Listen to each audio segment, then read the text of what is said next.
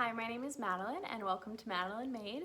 Today I'm going to be answering your questions regarding giving birth during a pandemic, what it's like to be a first-time mom, and also what it's like when your child has to go to the NICU. So if any of that sounds interesting to you, please stick around. All right, so the first question I have, were you terrified for birth or pregnancy, and do you have any tips to relax? I don't think I was terrified. I definitely was anxious sometimes. And I know that I have kind of a worst case scenario mindset when I get really worried about things. So my biggest tip, at least for myself, was to just try not to overthink. Just focus on the positives, get excited about milestones, but try not to think too much about the actual experience of giving birth, because then I knew I would work myself up. I guess the tip that goes along with that goes back to something that I remember watching as a kid. And basically it centers around the idea of whatever you are thinking about and focusing on is what you're going to see more of in your life. So the illustration for that was, imagine you're sitting watching cars go by on the street. And if you're really focused about how many red cars you see, then you're gonna notice that you see a lot of them.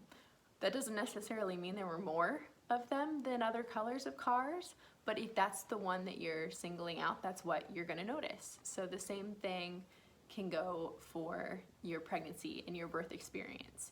If you are focusing on things you're excited about or milestones and the good things, then that's what you're gonna be centered around. It's gonna put you in a better mood. Whereas if you're focused on all the things that could go wrong and all the things to worry about, it's just gonna make things a lot harder, and your body reacts to that stress and the baby can react to that stress. So the best thing you can do is just to keep that positive mindset. I know that's the easiest thing to say and sometimes the hardest thing to do is to tell someone who is a worrier like me that oh, just don't worry, it'll be fine, focus on the positives. But in those moments that are really hard, that's my biggest thing, is just, take a breath and find the next thing that you're excited about and focus on that. The next question was, how long was labor? And for me, I was induced. I was a little bit over, so I got induced at 40 weeks and 2 days. And I went in to the hospital around 8 o'clock and started the induction probably around 10 p.m. That was on a Sunday. And I didn't give birth until Tuesday at 6:20 p.m. So my labor experience was very long, but the actual last stage, the pushing of labor, was still long, about 5 to 6 hours. And there were a couple little complications here and there, and so maybe for some other people it wouldn't take as long, but I'm pretty sure that almost 48 hours is a very long time. I was fortunate that I didn't have to go through a C-section due to the long labor. I know that is the reality for some people if they're not progressing, but I did get pretty lucky, I would say, and at the end we just got him out vaginally the way that I wanted to. Next question is, what actually happens after childbirth? And I will say that that varies a lot. So if you have a C-section, of course you're going to be in an operating room, and I'm not familiar with that story with what happens right afterwards, because that wasn't my reality. I'm assuming after that it would be a while before you can really spend some quality time with your baby. And I'm not really familiar with the quote-unquote normal story either, where you give birth and you immediately start breastfeeding and everything's wonderful, because that wasn't the way that it was for me either. For me, my son needed some assistance after he was born. He actually had his first poop in the womb, which can cause breathing hazards. Like if they ingest it, then they might not be able to breathe, which happened. So we had to have NICU specialists on hand, and so as soon as I gave birth, they did put him on me for a minute, but then noticed that he needed some help. So they kind of took him off to the side and they were working with him to get his breathing to what it needed to be and to remove blockages as they could. The nurses that were with me were really wonderful. they kind of went back and forth between me and my son, and they were giving me updates on what was happening and being very reassuring. And my husband got to go with him when he eventually had to go down to the NICU. So that was what happened for us, but that's not what happens for everyone. Another thing is right after childbirth, you usually deliver the placenta. I don't really remember that part because my mind was in 10 other places worrying about my son, and I had an epidural, so I didn't really feel that part. And it also depends on whether or not you need stitches afterwards. So if you do, they'll go ahead and do that right away. So my story there isn't super typical, and I'm hoping that you don't have a similar story. I'm hoping that everything goes just as planned and you get to hold your baby very close as soon as possible and get that bonding started. But that wasn't our story, and that's all right. I'm starting to come to terms with that. Another question was, how scary is childbirth? There were times that were a little bit scary, especially when they kind of came to us and said, if you can't push the baby out in the next couple pushes, we're gonna have to look into some other options. That was a little bit scary. But I think at that point you're just determined and you just wanna meet your baby and you just want labor to be over. So I don't know that scary is exactly how I would define it.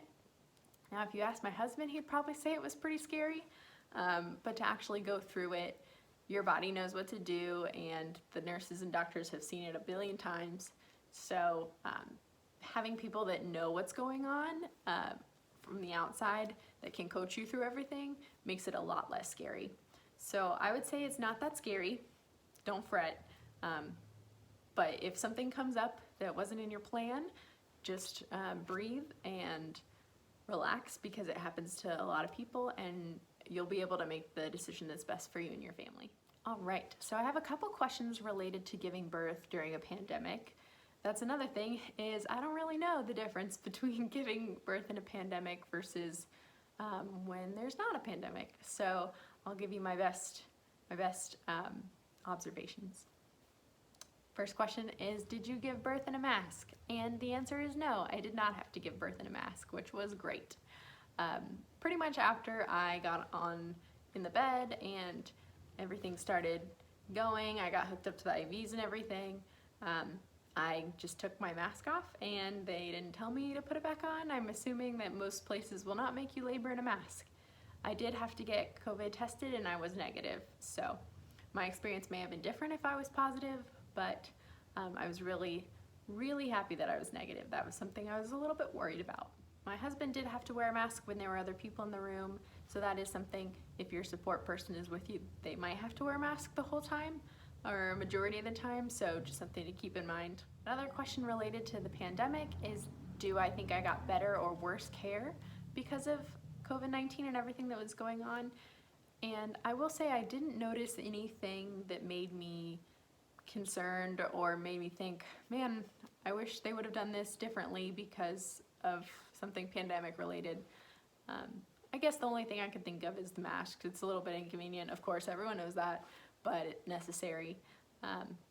So I wouldn't say that my care was any less than I would have hoped, and it wasn't because of a pandemic or anything. And I think that everyone was very attentive and very kind, and I would like to think that that's because you're giving birth, and that's potentially scary and new experience for a lot of people. So everyone that that worked with me, that took care of me, was very patient, understanding, and really helped me get through it. I have a couple of questions related to being in the NICU. I didn't share a whole lot about this with a lot of people when it was happening because I didn't know what was happening from day to day. But like I mentioned before, my son ingested some meconium, is what it's called. Sorry if I'm pronouncing that wrong. But it caused some breathing problems, and then throughout the next 2 weeks, which is how long he was in the NICU, exactly 2 weeks, he did have some other issues pop up. So those are luckily now resolved. We are just kind of monitoring, making sure that he's hitting all his milestones, but everything's going great. He's just like a normal little boy. So the answer to that question, how long were you in the NICU, is 2 weeks. Another question is, how did feeding go in the NICU? That one was kind of rough at first. It was about a week until I actually got to try breastfeeding. I was able to pump during that first week when my son wasn't able to try direct breastfeeding. I think we tried it actually a little bit earlier, but then he had to go through some tests that made it really hard. He had a lot of things, IVs and different monitors hanging off of him, and it was just better to kind of leave it rather than trying to figure it all out with the cords, and it just wasn't recommended. So about a week in, we did get to try breastfeeding, and it went pretty well. I mean, we're still doing great. He's gonna be 6 months old in a couple weeks. So it was rough at the beginning, hard start, but we got there. Another question is, were me and my husband allowed to both be in there with my son at the same time, or did we have to take shifts? We were both able to be in there.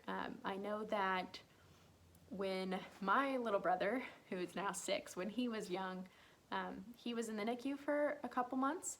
So at that time, before pandemic, obviously, there could only be 3 people in the room. So if a 4th person came to visit, we would have to take shifts. But for my son, they were only allowing parents. So there were only 2 of us, and we were both allowed to be there at the same time. We couldn't have anyone else visit, so there was no need to take shifts. We did step out to eat and have meals and get a little bit of sleep when we could, but luckily we could both be in there.